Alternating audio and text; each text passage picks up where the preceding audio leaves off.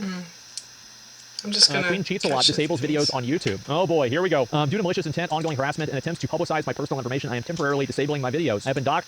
Oh, I just got a queue going of some stuff I'm gonna listen to. One of them's just an Aspen Gold clip, so it's whatever.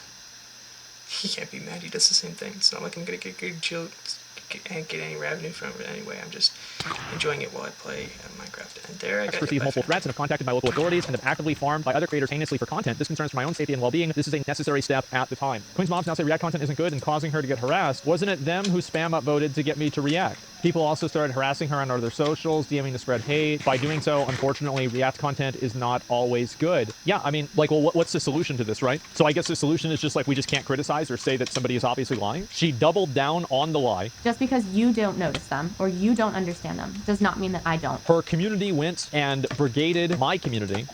I'm a physician. Also, we too understandably got a lot of heat from Carl's community, since this poor bald man initially defended Poncelot because it seemed impossible for someone to get caught lying, and then double down on the lie with an incendiary video calling out people for being incels. You had no problem. Double down on the lie with an incendiary video calling out people for being incels. You had no problem posting your video and getting all of the reward for it. But then the moment that people say, hey, it's not true, well, now you're the victim. You have no problem reaping the positive benefits for things. But then whenever there's anything negative, suddenly it's, oh, I'm being harassed. Get the fuck out of here. Like, come on.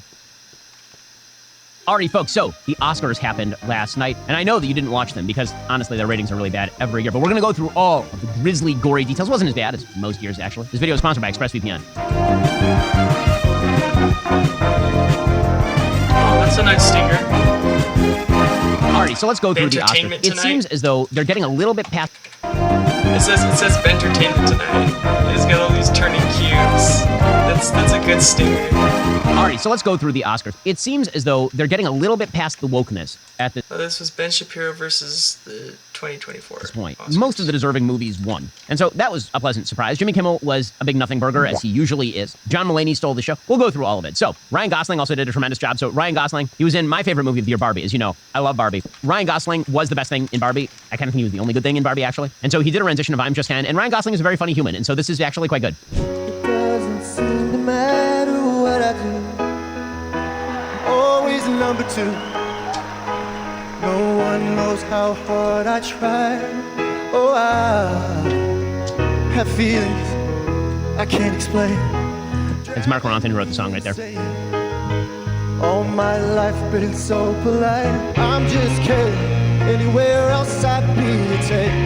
Is it my destiny to live and die a life of blonde fragility? He's really funny. Yeah. The song's not very good, by the way, but he's really funny. That was the best part of the Oscars, probably. I mean, it's the best performance. I will say it is sad to me, as a fan of classic movie musicals, it is sad to me that the only time you can actually have like a great musical number at the Oscars anymore is when it's a parody of a musical number. Like, if you go back and you watch the old Oscars, you would actually see some great musical numbers performed at the Oscars, non-parodically and non-ironically. Honestly, I wish they would go back to that, because there's some pretty great musical numbers. In any case, good performance there by Ryan Gosling, who did not, in fact, win for Best Supporting Actor. That was Robert Downey Jr. I do have a list of my Oscars predictions. That was the one that I got wrong. I thought Ryan Gosling would win. I thought that would be sort of the hat tip to Barbie. It was not. I was right about Best Picture, by the way. Oppenheimer won. I was right about Best Director. Oppenheimer won. So I did think that Cillian Murphy was going to win for Oppenheimer. I believe that I thought that Lily Gladstone was going to win for Killers of the Flower Moon. And it ended up being Emma Stone for Poor Things. The reality is that the Best Actress of the Year by far is better than both of them was Sandra Huller, who's in Anatomy of a Fall and is terrific, and is also in Zone of Interest and is terrific, which is like an amazing twofer. Best Actress in a Supporting Role, it was Divine Joy Randolph who won. And then that the Best Actress of the Year by far is better than both of them was Sandra Huller, who's in Anatomy of a Fall and is terrific, and is also in Zone of Interest and is terrific, which is like an amazing twofer.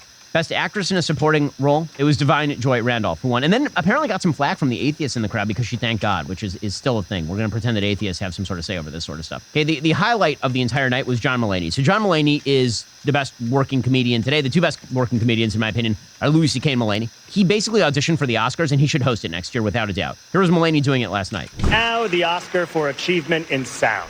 You know, for years, movies didn't have sound, and then they figured it out. Some people say that the silent era was the golden era of film. These people are difficult and insane. Without sound, we wouldn't have been able to hear such classic lines as, "You're gonna need a bigger boat. I'll have what she's having." And he was in the Amazon with my mother when she was researching spiders just before she died. It's from Madam Web. What about that moment in Field of Dreams when we hear, "If you build it, He will come. And then Costner does it. He builds a baseball field. Well, I guess he doesn't build it. He mows down corn, and then there is a field. And then he's like, I'm going to watch Ghost play baseball. And the bank is like, you want to pay your mortgage? And he's like, nah, I'm going to watch Ghost play baseball. But what's weird is Timothy Busfield pushes little Gabby Hoffman off the bleachers, and she falls down. What's weird is Timothy Busfield pushes little Gabby Hoffman off the bleachers, and she falls down, and she's unconscious. Then Burt Lancaster is Moonlight Graham, and he comes up and he pats her on the back a couple times, and he's like, hot dog stuck in the throat. And then he can't go back in the game, because I guess there's a rule in Ghost baseball that if you leave the field at any point to become an elderly ghost and do the Heimlich maneuver, you can't return to the field. I love Field of Dreams. That should win Best Picture, though they'll probably go with one of this year's. Here are the nominees for achievement. Here are the nominees for achievement in sound. So, obviously, he should host next year. By the way, he's totally right that Field of Dreams should have won Best Picture the year that it was nominated. It was nominated for Best Picture, and Driving Miss Daisy won. Yeah, no, I was happy for Robert Downey Jr. By the way, Jimmy Kimmel's an asshole. So, Jimmy Kimmel, what a jerk, right? When he's introducing Robert Downey Jr., he starts making, like, drug jokes about Robert Downey Jr. Man, that's really kind of distasteful. Robert Downey Jr., very early on in his career, so he started off like a house of fire, if you look at Robert Downey Jr.'s IMDb, and was always super talented. In fact, a movie that I used to watch growing up was a movie called Heart and Souls, and he's terrific in it. Really, like an amazingly talented guy. And then, of course, he got deep into the drug world, and his career fell apart, and then he rebuilt his career. Talented guy. And then, of course, he got deep into the drug world, and his career fell apart, and then he rebuilt his career. Well, once he comes back from the drugs, don't make jokes about him being high. It's so obnoxious. But Jimmy Kimmel did that last night, actually. It was gross. This is the highest point of Robert Downey Jr.'s long and illustrious career. Well, one of the highest points. But Robert has been a... Was that too on the nose, or was that a drug motion you made? Then Jimmy Kimmel had his moment of ripping Trump, which is, of course, the great... So much heroing. Oh my gosh, heroism just up to wazoo. You mean you're going to make fun of Donald? Now, here's the thing. The beginning of this joke is funny, and then Jimmy Kimmel can't just let it sit. Because he always has to get in that final jab at Trump, where he proves that he is superior in some way to Trump. If he had one shred of humility, he would just let the joke sit, and it would actually just be funny. And you can tell when it turns from funny to malicious. Here we go. Just got a review, and has there ever been a worse host than Jimmy Kimmel at the Oscars? His opening was that of a less-than-average person trying too hard to be something which he is not and never can be. Get rid of Kimmel and perhaps replace him with another washed-up but cheap ABC talent, George Slopanopoulos. He would make everybody on stage look bigger, stronger, and more glamorous. Blah, blah, blah. Make America great again.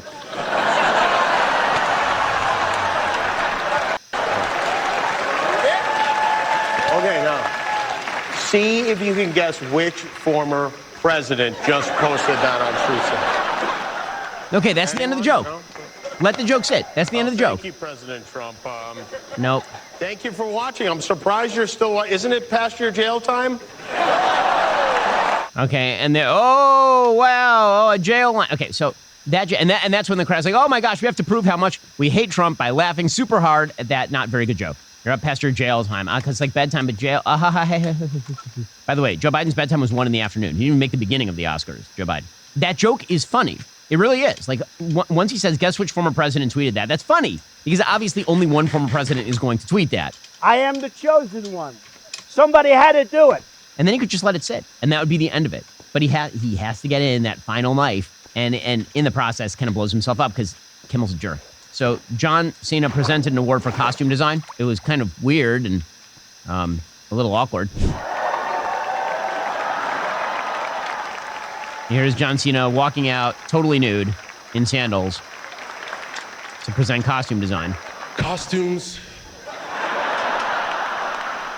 Okay, it's a funny bit. Okay, I'm just going to point out here that for all of the people who believe that men and women ought to be treated similarly, if a woman did the same bit, it would be ripped up and down by every human being in the United States, right, left, and center. Men you can do this and you can laugh at them, and it's really, really funny, obviously. Well, we'll get to more from the Oscars in just 1 second. First, we all know cancel culture threatens free speech. Do you think social media companies are innocent bystanders when they hide your channel from search results for expressing a wrong opinion? That is censorship, and here's the thing. They're also making money off you at the same time. The good news is you can fight back by using our trusted privacy partner, ExpressVPN. The problem with big tech companies, they censor what you see and track what you do online. They track what you're searching for, the videos you watch, and everything you click. And then they use that data to serve ads. They can match your activity to your true identity using your device's unique IP address. When you use ExpressVPN, your identity is masked and anonymized by a secure VPN server that encrypts your data. And ExpressVPN makes it super easy. You're protected by just one tap on your computer or phone to turn it on. If you care about free speech, like we do, it's time to take action and defend your rights. What better way to do that than by taking away tech companies' free license to monetize your valuable personal data? Take back your privacy at expressvpn.com/BenYT. You'll get an extra 3 months of ExpressVPN for free by visiting my special link, expressvpn.com/BenYT. That's expressvpn.com/BenYT to protect your data today. The biggest example of moral idiocy last night was, of course, Jonathan Glazer. So Jonathan Glazer, he made a film called Zone of Interest. That film is about the Hess family that ran Auschwitz, and it's about the house that they were living in on the Auschwitz grounds. You can see it today. And the entire movie is about the Hess family and how much they enjoyed living at Auschwitz while literally yards away, Jews were being shot and maimed and killed and gassed and all the rest of it. Not one Jew is shown. Those are the kind of Jews that Jonathan Glazer likes. He likes the kind of Jews who die anonymously and facelessly. The kind of Jews who are being killed today, like right now, those Jews he doesn't care about. And what he really doesn't like is Jews who fight back from being killed. And so he actually, ironically, is the villain of his own movie. His own movie is about people who are perfectly willing to strip the bodies of dead Jews and mine them for gold, essentially, while ignoring the Jews who are being killed next door. That, I'm not sure I can sum it up better than that for Jonathan Glazer. Here we go. All our choices were made to reflect and confront us in the present, not to say, look what they did then, rather look what we do now. Our film shows where dehumanization leads at its worst. It shapes all of our past and present. Right now, we stand here as men who refute their Jewishness and the Holocaust being hijacked by an occupation which has led to conflict for so many innocent people. There are so many problems with this. One, refute your Jewishness. Good luck. All the peaceniks in Israel who are living along that Gaza envelope, they all got murdered on October 7th. One of the great horrific ironies of October 7th is that the vast majority of the people who were murdered were people who are on the far left of the political spectrum, who are peaceniks who believed that they could simply shake hands with the members of Hamas and all would be well. Second, when he says it's the occupation that caused this, Israel abandoned the Gaza Strip in 2005. Hamas has been running that place since 2005. And then finally, when he says using Jewishness and the Holocaust to cover their crime, just vile, disgusting garbage, there's a reason that Hamas is propping this guy up as a hero. That was the worst moment by far because this person is a moral idiot, just an absolute moral, despicable human being. Okay, there were some other political moments. There's a person named Mstislav Chernov who won a Best Documentary Feature Film Award for 20 Days in Mariupol about the Russia-Ukraine war. Here's what he had to say. I wish to be able to exchange this to Russia never attacking Ukraine, never occupying our cities. I wish for them to release all the hostages, all the soldiers who are protecting their lands, all the civilians who are now in their jails. But I cannot change the history. I cannot change the past. But we all together, I'm on you, some of the most talented people in the world. We can make sure that the history record is set straight. Okay, I'd like to point out at this point the vast contrast between Mstislav Chernov and Jonathan Glazer. It could not be more shocking. Right? Glazer is using his Jewishness as a badge to attack the Jewish state in defense of itself. Chernov is defending Ukraine with his Oscar. Okay, then we finally got to the announcement of Best Picture after 3.5 hours of this, and Al Pacino, who has never recovered from being in Heat. He got to Heat, and he was like, I'm going to go all the way with this and give the weirdest performance in film history, and then I'm just going to keep being that weird forever. And he had to keep up appearances last night, so he did. Only one will take the award for Best Picture. And I have to go to the envelope for that. And oh, do you? I will. Okay. Here it comes. And my eyes see Oppenheimer. Yes. Is that what you see in there?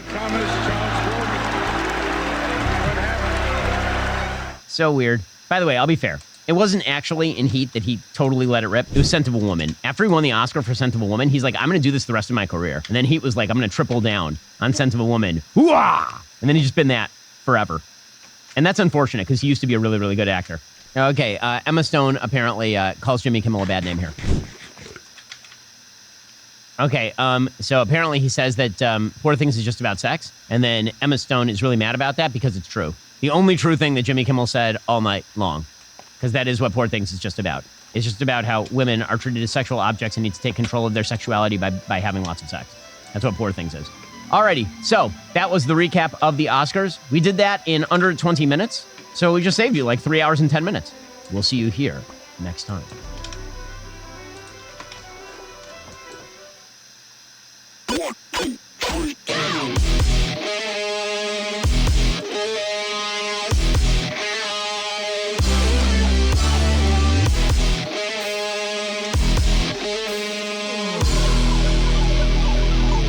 Get the speaker box loud.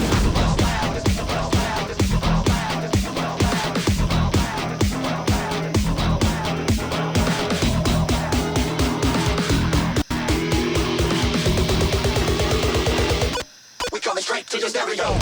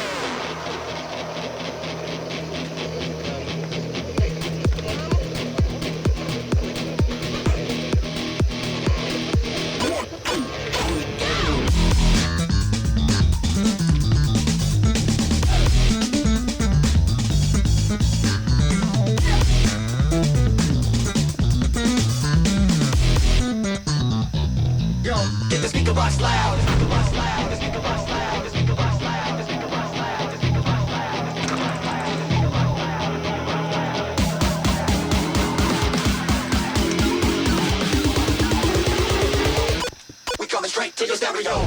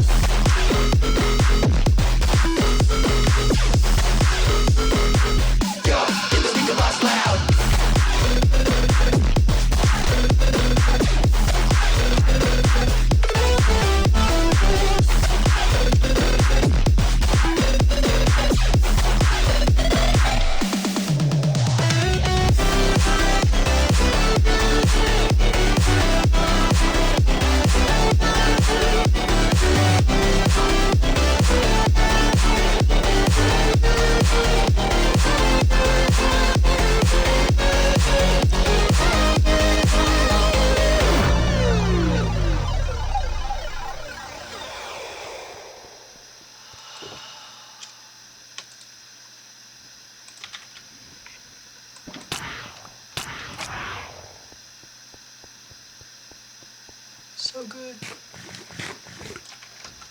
I gotta do a few more. Volcano, I don't know.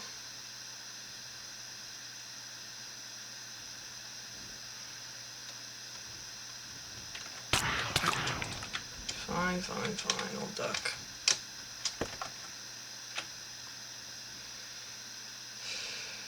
You know, we'll see what this Teddy Killers thing is about. This new Dirty Phonic since Circadian. We'll revisit Temanite and Skybreak. Volcano has a red version? It's different. Which means we now have to look up Volcano.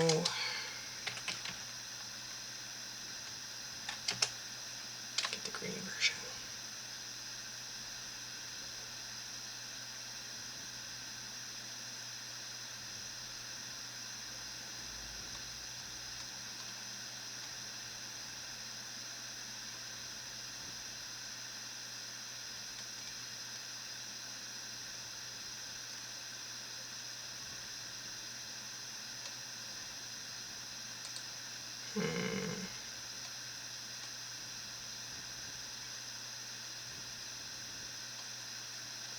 So I guess this is back when they started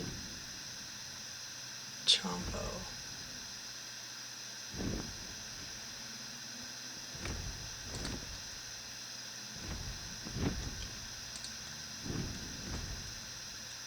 Huh.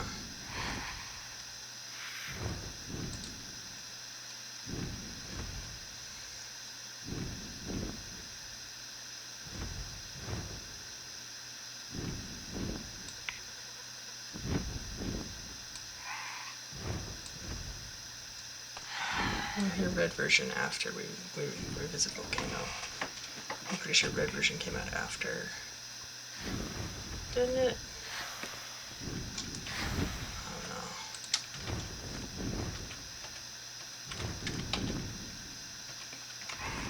Anyway, let's go.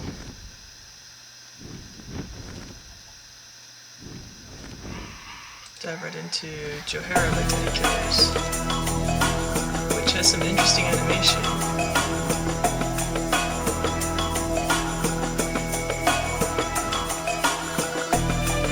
Very interesting animation. It's like out up, but with teddy bears and stuff.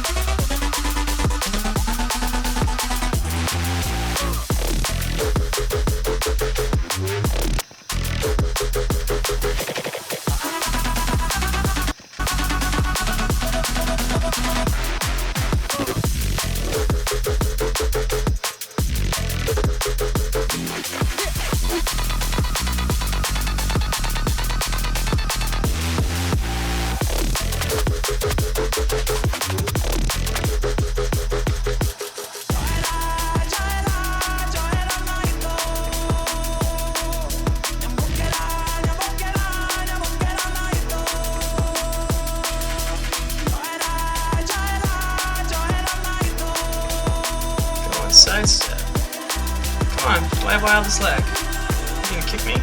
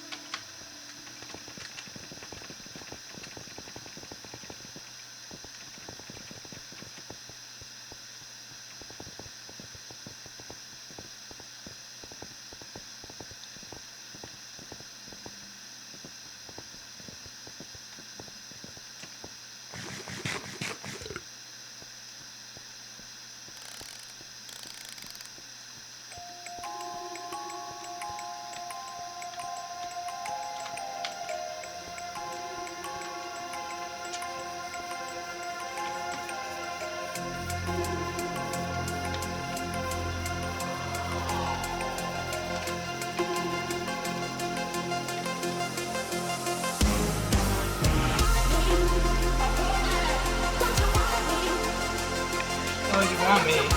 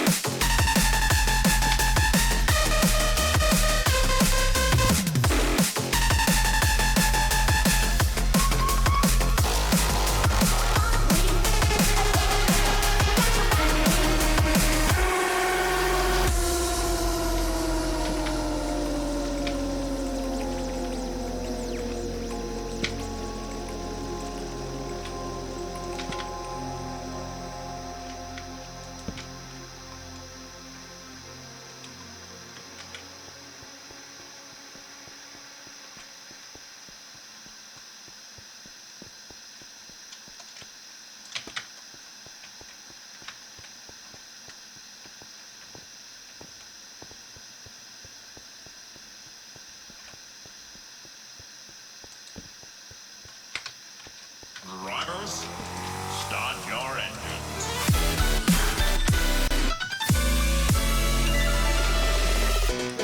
Accelerate by Tumina and Skyrim.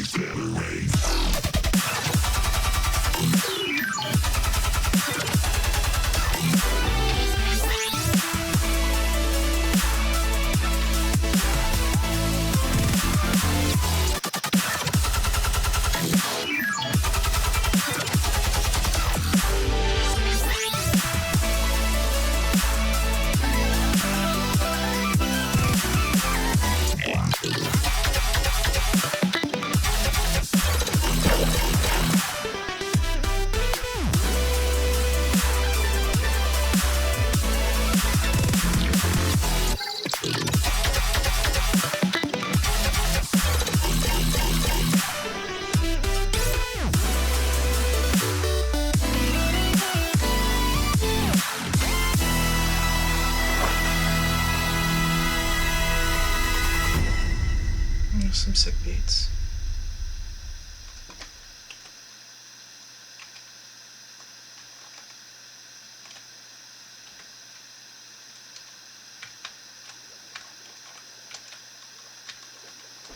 Rated C for Jumbo. Jumbo. Make your feet go stomp when the beat goes.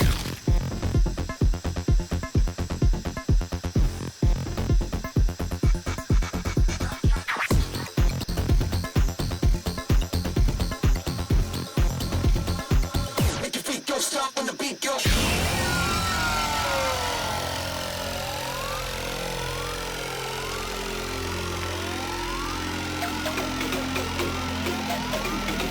Oh wow, the visuals are so nostalgic. It's hard to put. Stop when the beat goes.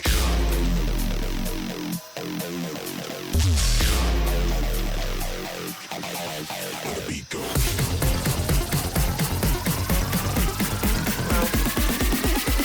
Make your feet go stop when the beat goes.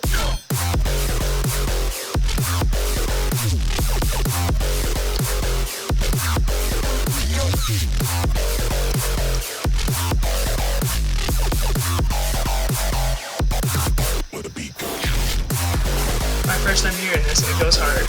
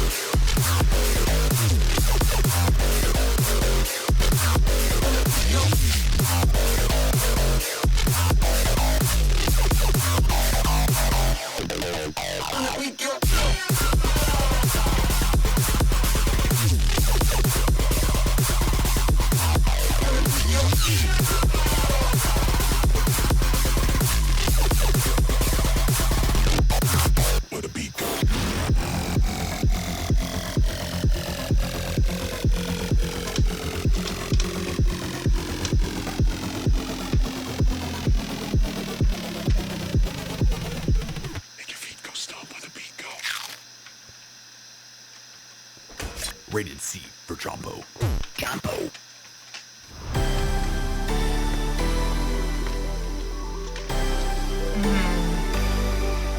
Someone. The last one was, of course, called Chomp. This one's called Someone. I was taken to another world. I was taken to another world. I became someone that I didn't know. I became someone that I didn't know. I was taken to another world. I was taken to another world. I became someone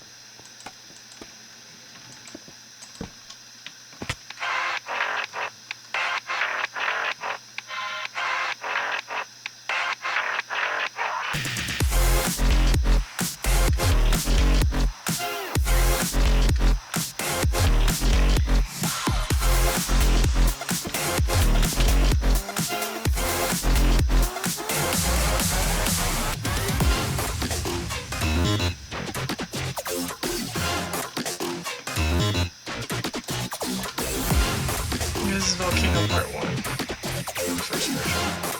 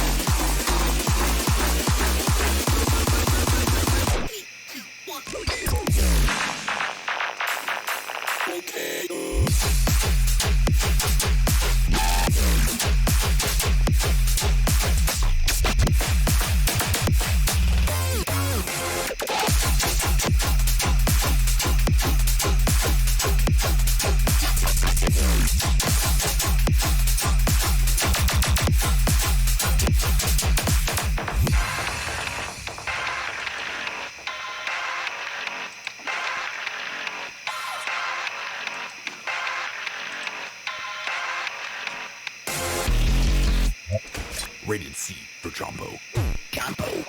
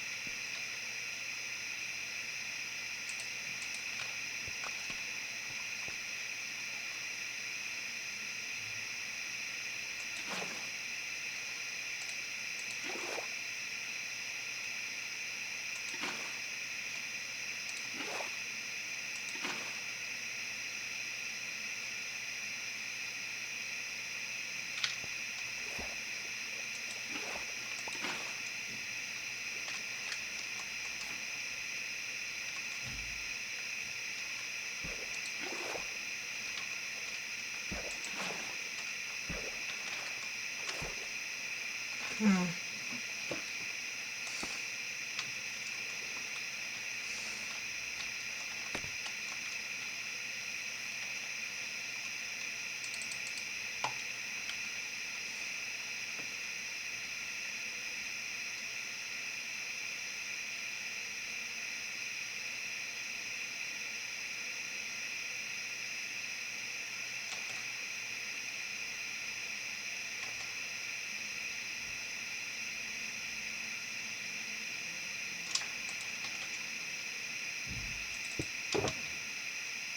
Well, I think that just about does it for here.